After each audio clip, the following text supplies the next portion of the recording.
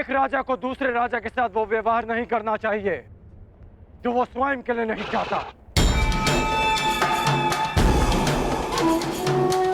मुझे जब भी तुम्हारी सहायता की आवश्यकता पड़ी तुम एक बार मेरी सहायता करने अवश्य आओ।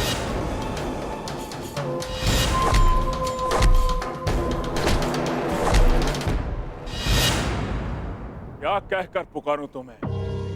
अंगराज कर्ण या छलिया कर्ण, वचन भंग कर्ण या फिर मित्रता करके मित्रद्रोह करने वाला कर्ण?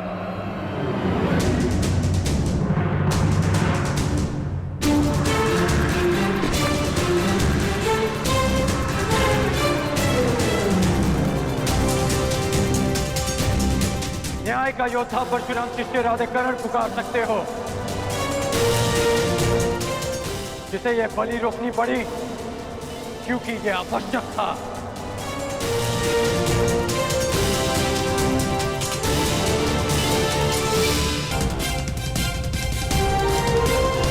जरासंध, मैं मित्र दुर्योधन की ओर से तुम्हें सावधान करने आया हूं। शीघ्र ही तुम पर आक्रमण होने वाला है, इसलिए अपनी सुरक्षा का प्रबंध करो और हस्तिनापुर से संधि भी। और इस मित्रता का मोल क्या होगा?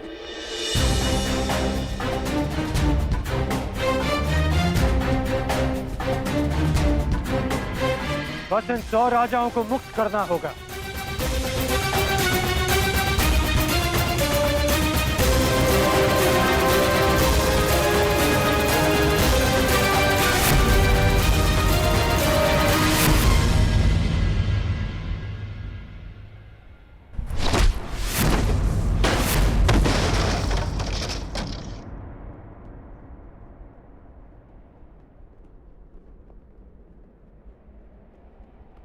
जरासंध तुम जैसे छल करने वालों से संधि नहीं करता, उनका अंग विच्छेद करता है।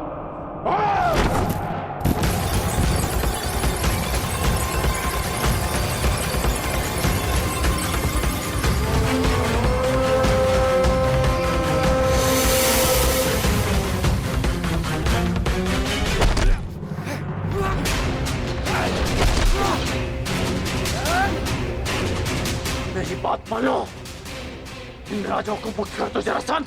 और राजा की नहीं, एक तो एक राजाओं की बलि चढ़ेगी कर्ण।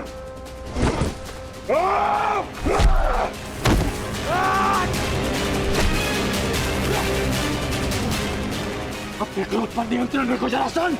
तुम्हें देखते ही क्रोध ने मुझ पर नियंत्रण कर लिया कर्ण।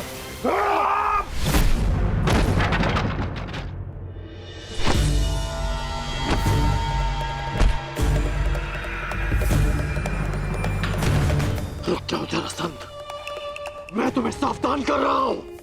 रुक तो तुम गए थे कर्ण, सहायता तो तुम मेरी करने आए थे, किंतु हाथ मिला बैठे उस छलिया कृष्ण से।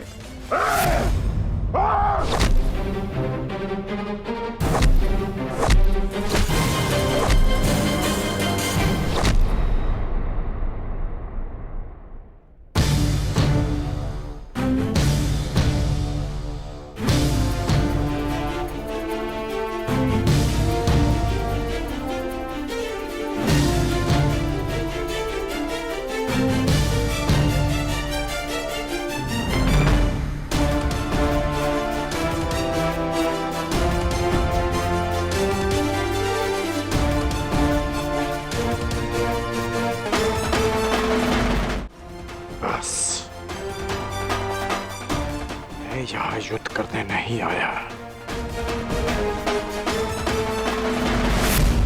यदि युद्ध करने आया होता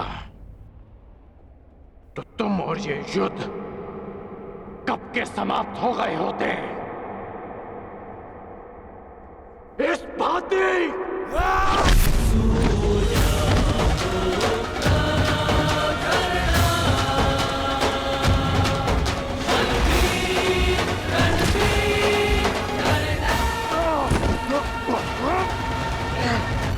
वचन भंग किया और ना छल किया।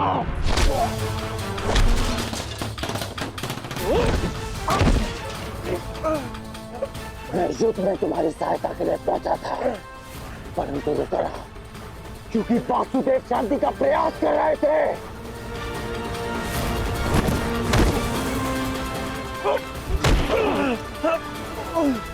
तुमने एक निर्दोष की हत्या की, इसलिए मैंने युद्ध में सम्मिलित न होने का निर्णय लिया।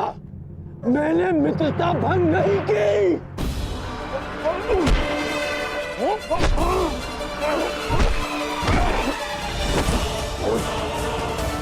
मेरे शत्रु के साथ खड़े रहने वाला मेरा मित्र नहीं।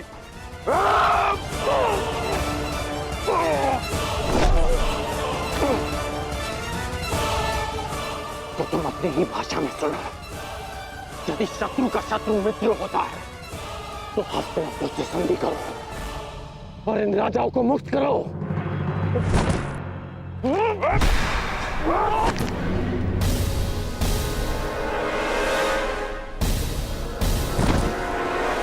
हाँ, तुम वासुदेव के विरुद्ध हो। नहीं, मैं वासुदेव के विरुद्ध नहीं, परंतु अपने मित्र दुर्योधन के साथ हूं, जो वासुदेव के विरुद्ध हैं। अब मेरी बात ध्यान से सुनो। तुम पे शीघ्र ही आक्रमण होने वाला है, इसलिए हस्तिनापुर से संधि करके दुर्योधन से मित्रता स्वीकार करो। कृष्ण का विरोध करने वाले के लिए 100 राजा क्या, मैं सहस्त्र राजाओं को छोड़ सकता हूं। मुझे तुम्हारी संधि स्वीकार है। अब ये सभी राजा मुक्त हैं।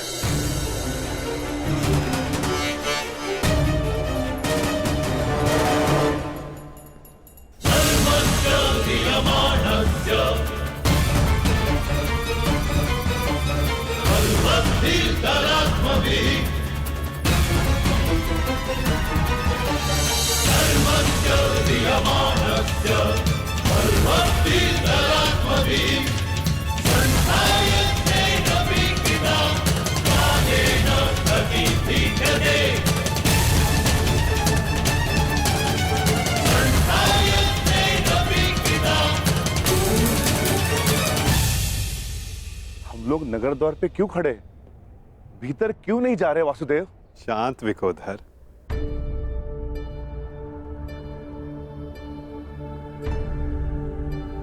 अंदर जाने से पूर्व तनिक मगध नरेश के लिए कुछ भेंट तो ले ले। आओ, उनके लिए चलकर पुष्प ले ले। चलो।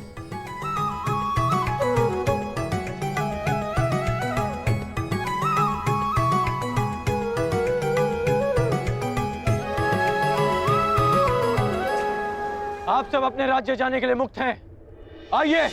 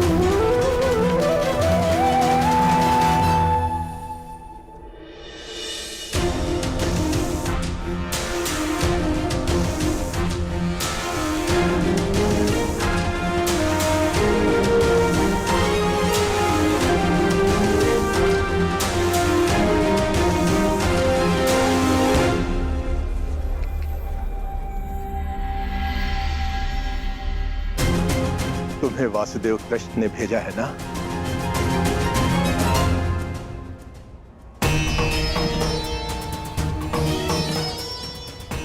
नहीं भद्र, यदि मैं मुक्त हो गया हूं तो अवश्य ही तुम्हें कृष्ण ने भेजा है, और जो तुम्हें कृष्ण ने नहीं भेजा अर्थात मैं मुक्त नहीं हुआ।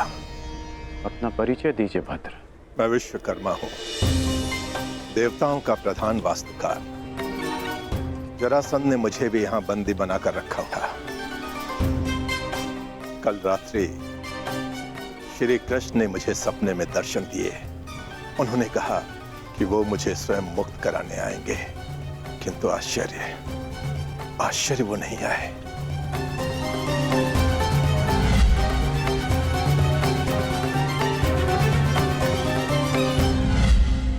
वो आ चुके हैं।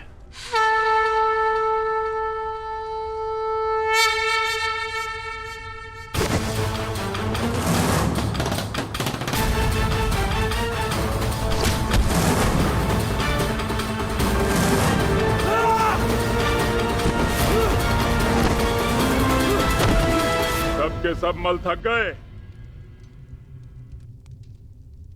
यहां कोई भी नहीं जो जरासंध से मल युद्ध कर सके।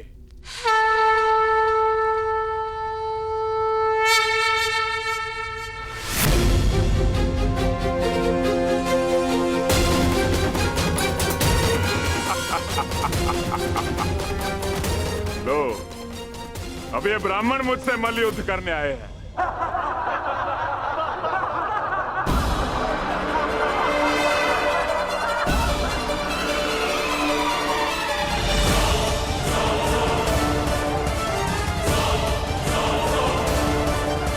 हम तो पूजा स्थल के लिए निकले थे मगध नरेश, परंतु भूलवश हम यहाँ आ गए।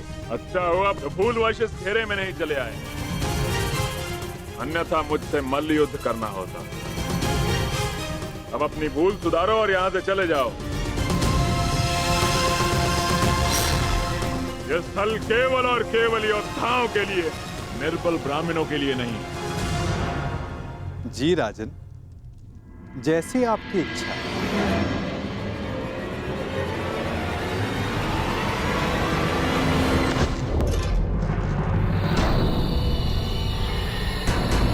ये युद्धकांक्षी है।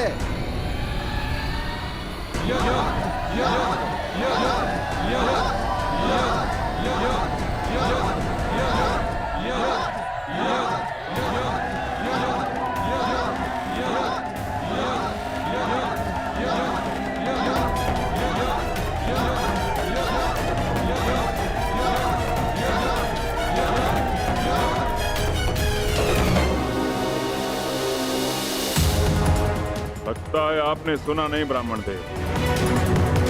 अब कृपया इस घेरे से बाहर चले जाइए, अन्यथा मुझे एक ब्राह्मण हत्या का पाप लगेगा।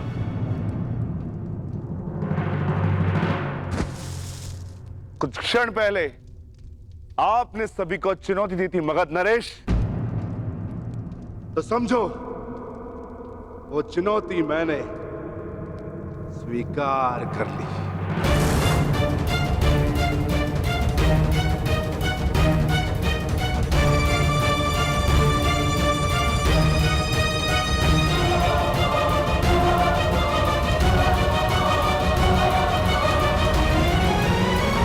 अद्भुत आत्मविश्वास है आप में ब्राह्मण देव, किंतु आज आपके साथ साथ आपका ये आत्मविश्वास भी टूट जाएगा। वैसे मल्ल युद्ध के नियम तो जानते हो ना ब्राह्मण देव? हाँ, जब तक एक योद्धा पराजय स्वीकार ना कर ले,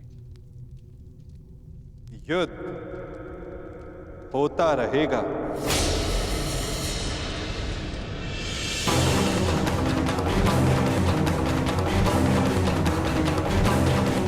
स्वीकार है मगध नरेश?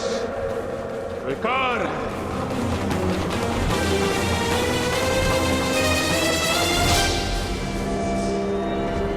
नहीं जरासंध!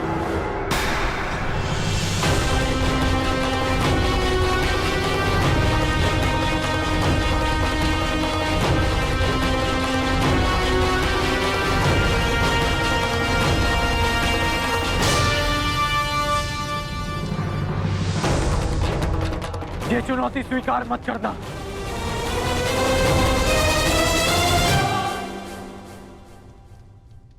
क्योंकि ये ब्राह्मण नहीं है।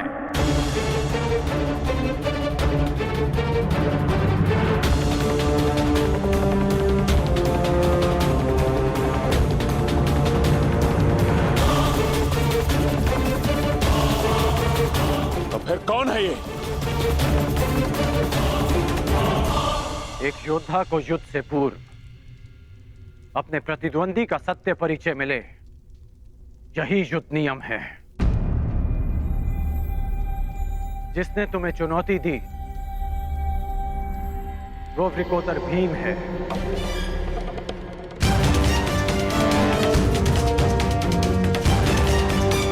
ये धनुर्धारी अर्जुन है।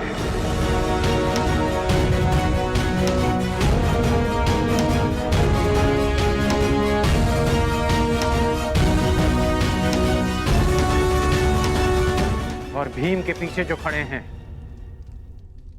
वो वासुदेव कृष्ण है।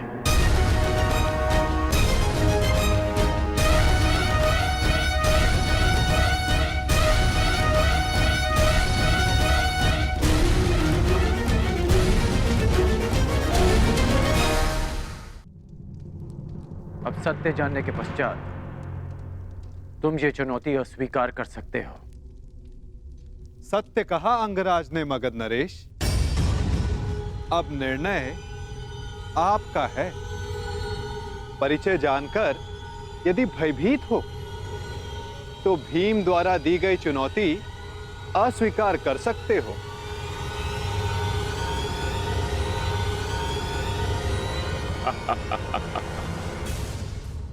मैं तुम्हारी भांति रणछोड़ नहीं हूं वासुदेव। युद्ध की चुनौती मैं किसी भी परिस्थिति में, किसी भी वेश में कभी टाल नहीं सकता।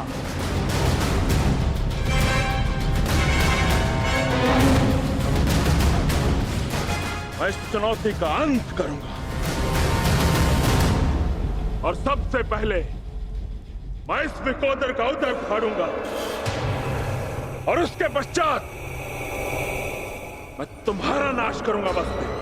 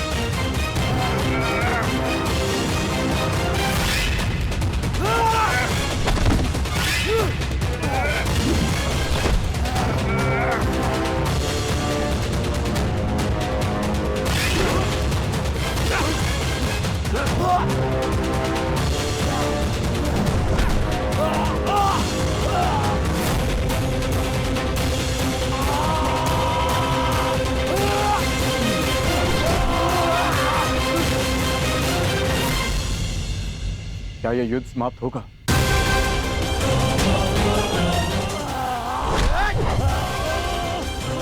जिसका प्रारंभ हुआ है उसका अंत भी निश्चित होता है पाप।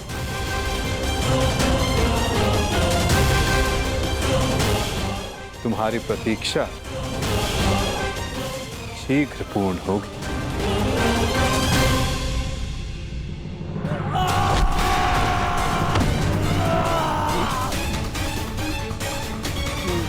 उठो जरासंध, युद्ध करो, उठो।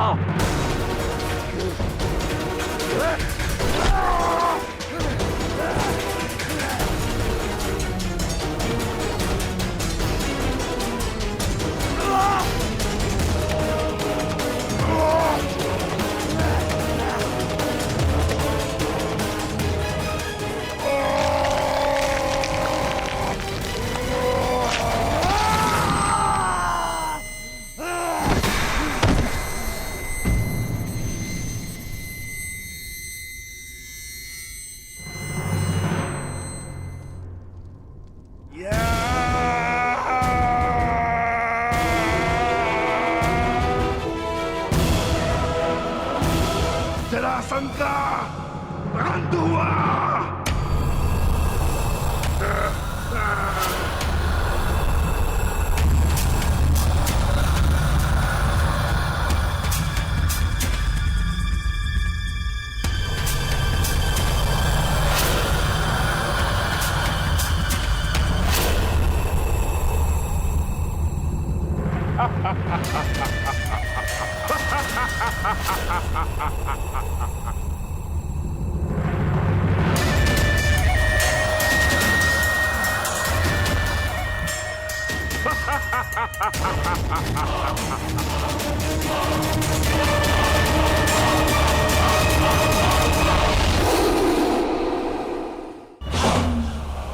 मुझे चुनौती देने से पूर्व मेरे जन्म की कथा तो जान लेते। माता के गर्भ से 2 पिंडों में जन्मा मैं, मृत, और मेरे शरीर को वन में फेंक दिया गया। वहां जरा नामक राक्षसनी ने उन पिंडों की संधि करके जोड़ा और मेरा नामकरण हुआ जरासंध।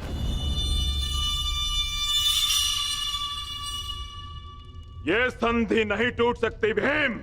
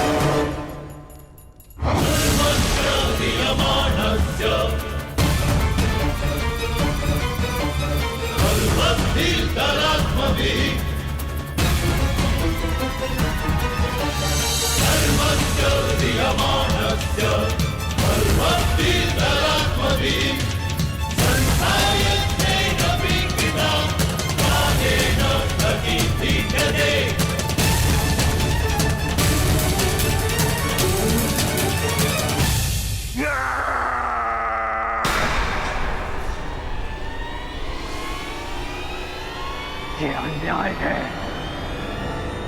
ये छल है।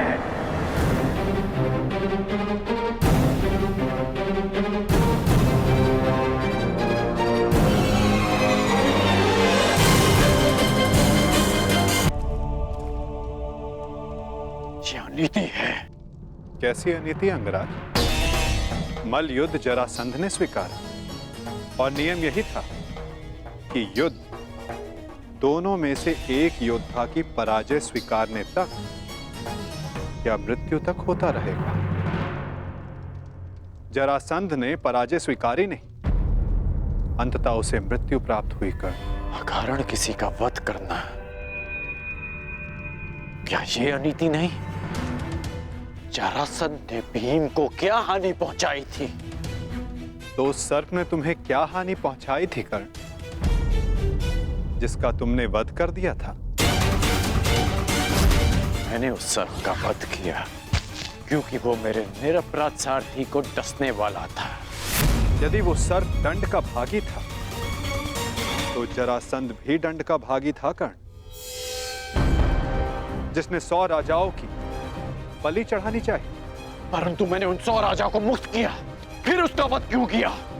तुमने जरासंध से संधि की, 100 राजाओं को मुक्त भी करवाया कर, परंतु ये संसार क्या जरासंध के आतंक से मुक्त था? नहीं कर। तुम किसी की प्रवृत्ति नहीं बदल सकते मित्र। और जरासंध की प्रवृत्ति थी आतंक फैलाना, इसीलिए उसका विनाश आवश्यक था। मैं अपने ज्येष्ठ भ्राता महाराज युधिष्ठिर की ओर से यह घोषणा करता हूं कि आज आप जरासंध के आतंक से सदा सदा के लिए मुक्त हुए। महाराज युधिष्ठिर की जय, वासुदेव कृष्ण की जय, महाराज युधिष्ठिर की जय, वासुदेव कृष्ण की जय। हम सब आपके आभारी हैं महावीर अर्जुन। हम सब अपने आप को महाराज युधिष्ठिर के अधीन स्वीकार करते हैं। जो अधीन हो वो दास होता है, और हमें दास नहीं, आपकी मित्रता चाहिए। महाराज युधिष्ठिर की जय, महाराज युधिष्ठिर की जय। इन लोगों ने अपना चयन कर लिया है अंगराज, और मुझे उस पल की प्रतीक्षा है जब तुम उचित चयन करोगे कर।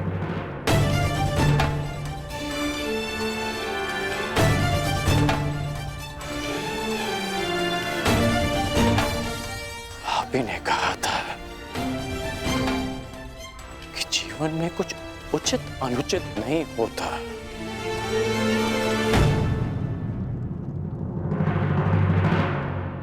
अब समझ में आया कि ऐसा क्यों कहा था। यदि कुछ है तो वो है कर्म, और आपके कर्म के परिणाम। और मेरे कर्म मेरी दृष्टिकोण में उचित हैं, और आपके कर्म आपकी दृष्टिकोण में। अद्भुत।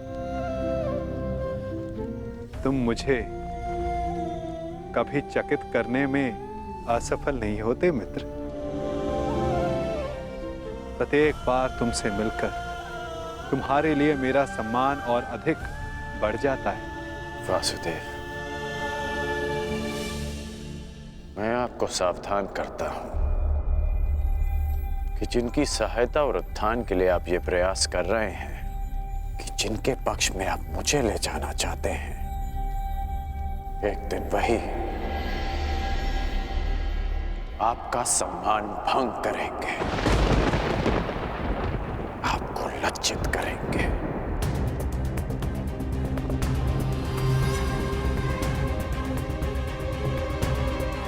प्रणिपात। प्रणिपात अंगराज।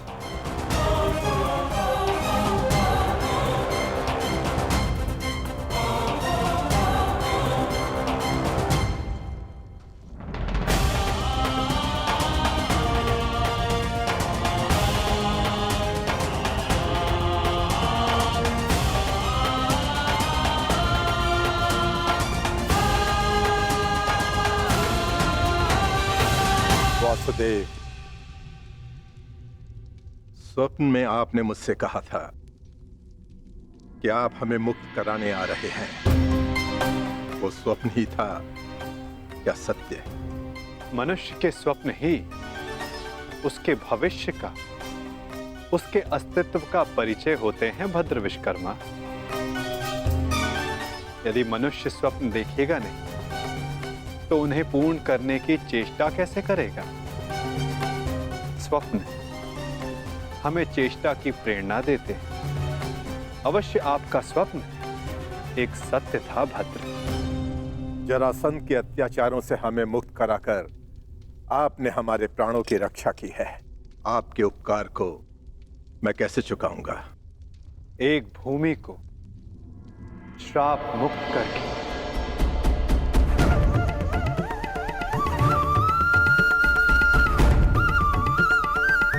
मैं?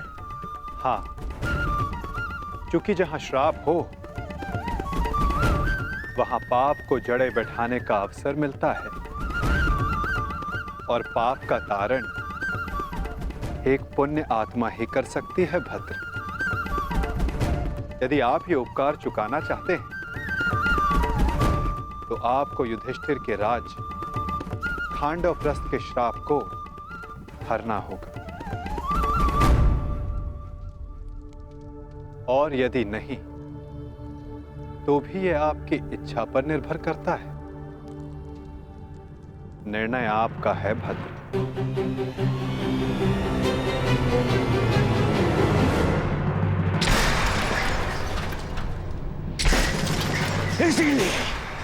इसीलिए मुझे वो कृष्ण पूरी आंख नहीं सुहाता।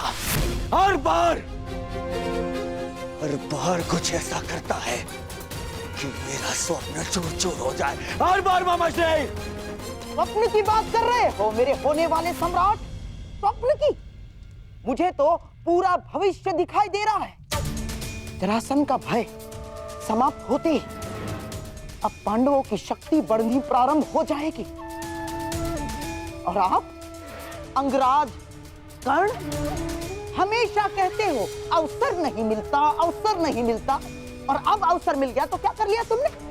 जरासंध जैसा महान बलशाली योद्धा मित्र खोया तो खोया, और वो 100 राजा वो भी पांडवों के पक्ष में चले गए। मेरा कर्तव्य जरासंध को हमारे पक्ष में करना था जो मैंने किया, परंतु वो राजा किसके पक्ष में जाएंगे?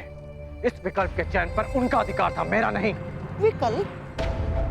अंगराज, कदाचित आपको ज्ञात नहीं होगा, शासक कभी भी प्रजा के सामने विकल्प नहीं रखता ना।